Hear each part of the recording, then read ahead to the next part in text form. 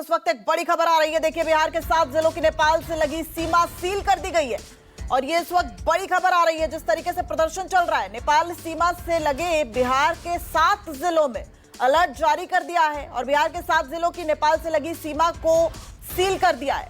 मानव जी, आप देखिए 7 जिले हैं जो नेपाल की जिनसे सीमा लगती है बिहार की, और उनमें पश्चिमी चंपारण है, सीतामढ़ी है, मधुबनी है, अररिया है, सुपौल और पूर्वी चंपारण, किशनगंज, ये सभी जिलों की जो बॉर्डर है वो सील कर दिए गए हैं। और एसएसबी कड़ी निगाह वहाँ पर रख रही है क्योंकि आवागमन काफ़ी ज़्यादा होता है। ऐसे में किसी भी तरीके से उपद्रवी बॉर्डर पार करके या किसी भी तरीके की हिंसा इस ओर ना हो पाए, एक एहतियात बरते जा रहे हैं। हालांकि जो प्रोटेस्ट हो रहा है वो नेपाल में ही हो रहा है, लेकिन एहतियातन एक तरीके से जो बॉर्डर्स हैं बिहार और नेपाल की सीमा के, तो वो वहां पर सील कर दिए गए। ये अभी ताजा अपडेट वहां से आया है दिव्या। और मानव, जिस तरीके से अब ये प्रदर्शन देखा जा रहा है, प्रदर्शनकारियों की बात सुन रहे हैं, हम अनिल जी को सुन रहे हैं जो ग्राउंड जीरो पर लगातार मौजूद थे। ऐसा लग रहा था कि आग तो भड़क रही थी, सिर्फ एक चिंगारी की कमी थी जो इस सोशल मीडिया के बैन ने कर दी।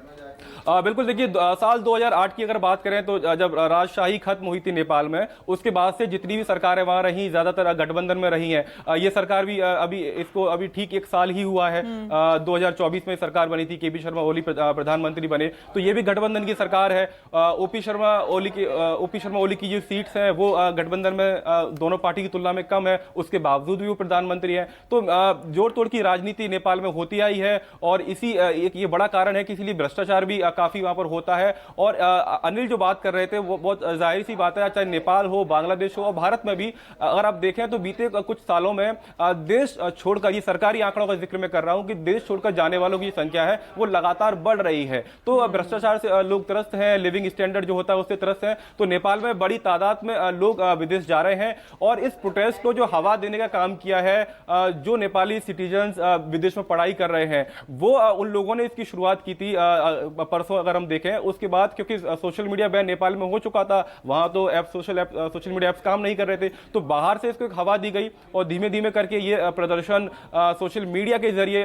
पड़ोसी जैसे मुल्क भारत है, यहाँ पर तस्वीरें आई तो हमने उन खबरों को दिखाया। तो सोशल मीडिया नेपाल में नहीं चल रहा था, लेकिन बाहर के जो नेपाली नागरिक थे उन्होंने इसको एक तरीके से बढ़ावा भी दिया क्योंकि वो भी कहीं ना कहीं त्रस्त होने के बहाने अपना देश छोड़ के जा चुके हैं।